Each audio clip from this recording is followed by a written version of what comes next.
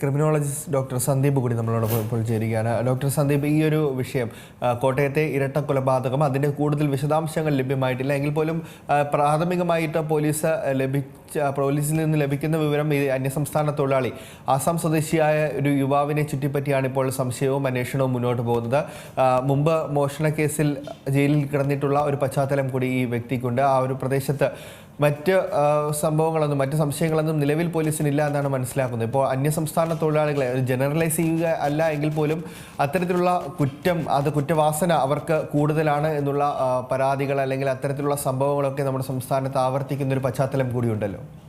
അതെ, പ്രധാനമായിട്ട് നമ്മൾ ഈ നേരത്തെ പറഞ്ഞ പോലെ നമുക്ക് ജനറലൈസ് ചെയ്യാൻ പറ്റില്ല. അന്യസംസ്ഥാന തൊഴിലാളികളെല്ലാവരും തന്നെ ഇത്തരം ക്രിമിനൽ ആക്ടിവിറ്റീസുകൾ ചെയ്യുന്നവരാണെന്ന് നമുക്ക് പറയാൻ കഴിയില്ലെങ്കിലും അവിടെ അവരുടെ സ്വന്തം നാട്ടിൽ നിൽക്കാൻ പറ്റാത്ത പല ക്രിമിനൽസും നമ്മുടെ നാട്ടിലേക്ക് ചേക്കേറുന്നത് ഉണ്ട് എന്നുള്ളത് സത്യമാണ്.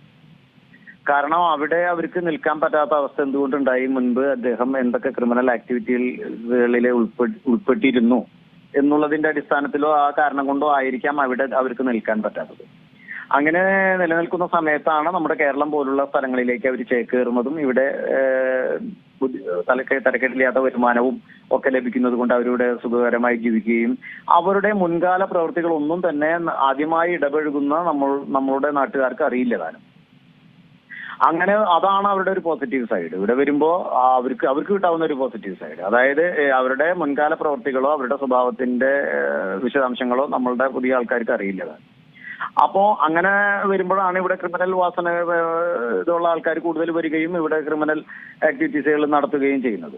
ഇതിനാദ്യമായി നമ്മൾ ചെയ്യേണ്ട ഒരു നിയമനിർമ്മാണം നടത്തണം. അതായത് നിയമനിർമ്മാണം എന്ന് പറഞ്ഞു കഴിഞ്ഞാൽ ഒരു അന്യസംസ്ഥാന തൊഴിലാളികളുമായി ബന്ധപ്പെട്ടുള്ള നിയമങ്ങൾ നിലനിൽക്കുന്നുണ്ട് എന്നുണ്ടെങ്കിലും അത് കർശനമായി പാലിക്കപ്പെടുന്നുണ്ടോ എന്നുള്ളത് പരിശോധിക്കണം.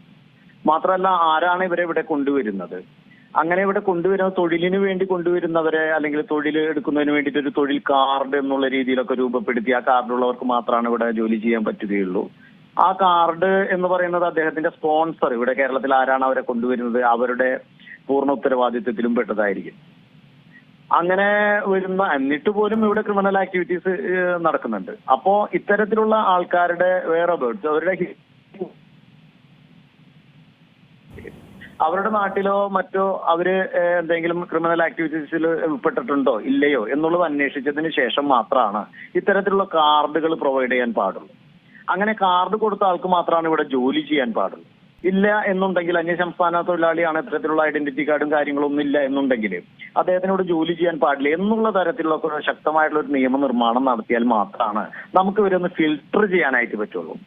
ഇത് ഫിൽട്ടർ ചെയ്യാൻ പറ്റാത്ത അവസ്ഥയിൽ വരുമ്പോൾ ഇത്തരത്തിലുള്ള ക്രിമിനൽ ആക്ടിവിറ്റീസുകളിലൂടെ നടക്കുകയും കൂടാതെ അന്യസംസ്ഥാന തൊഴിലാളികളിൽ നിന്ന് കൃത്യമായിട്ട് ജോലി ചെയ്ത് ജീവിക്കുന്ന ആൾക്കാരെ പോലും നമ്മുടെ സമൂഹം ഈ കണ്ണിൽ കാണുന്നതിന് ഇടവരികയും ചെയ്യും ഇത്തരത്തിലുള്ള ഫിൽട്രേഷൻ ഇല്ലെങ്കിൽ. അപ്പോ അതിനുള്ളൊരു നിയമനിർമ്മാണം നമ്മുടെ ഭരണകർത്താക്കൾ നടത്തി ചിന്തിച്ച് പഠിച്ച് പഠനം നടത്തിയത് നടത്തിയില്ല എന്നുണ്ടെങ്കിൽ വലിയ വലിയ ആപത്തുകളാണ് ഇനിയും വരാനിരിക്കുന്നത്.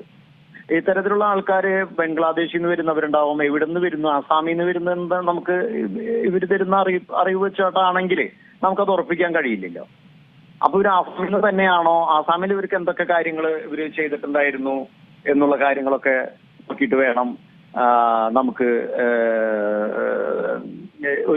ഒരു കാർഡ് കൊടുക്കണമെങ്കിൽ അല്ലെങ്കിൽ ഇവിടെ ഒരു നിയമപരമായിട്ടുള്ള ഒരു അവസ്ഥ അവർക്ക് അനുവാദം കൊടുക്കണമെങ്കിൽ ജോലി ചെയ്യുന്നതിന് വേണ്ടിയിട്ട് അത്തരത്തിൽ വളരെ കൃത്യമായി പഠനം നടത്തി ഒരു നിയമം കൊണ്ടുവന്ന് പാസ്സാക്കി ഇവിടെ വരുന്ന ഓരോ തൊഴിലാളിയെയും മോണിറ്റർ ചെയ്യാനായിട്ടുള്ള സംവിധാനം ഉണ്ടാവണം ഓരോരുത്തർക്കും. എങ്കിൽ മാത്രമാണ്. അതുപോലെ തന്നെ പോലീസ് പെട്രോളിങ്ങിന്റെ സമയത്ത് ഇവര് കൂട്ടമായി താമസിക്കുന്ന സ്ഥലങ്ങൾ അവിടെയൊക്കെ പോയി വിസിറ്റ് ചെയ്യുകയും ഇടയ്ക്കിടയ്ക്ക് വിസിറ്റ് ചെയ്യുകയും കാര്യങ്ങൾ അറിയുകയും ഒക്കെ ചെയ്തു കഴിഞ്ഞാൽ മാത്രമാണ് പിന്നെ ഇവരുടെ ഇടയിലുള്ള ലഹരി ഉപയോഗം ഇതുമായി ബന്ധപ്പെട്ടുള്ള കാര്യങ്ങളെ കുറിച്ച് അറിയുകയും ഇവര് പലപ്പോഴും ലഹരി വാഹകരായിട്ടും കാണുന്നുണ്ട്. അപ്പോ അത്തരത്തിലുള്ള കാര്യങ്ങൾ പോലും നമ്മൾ ഫിൽട്ടർ ചെയ്ത്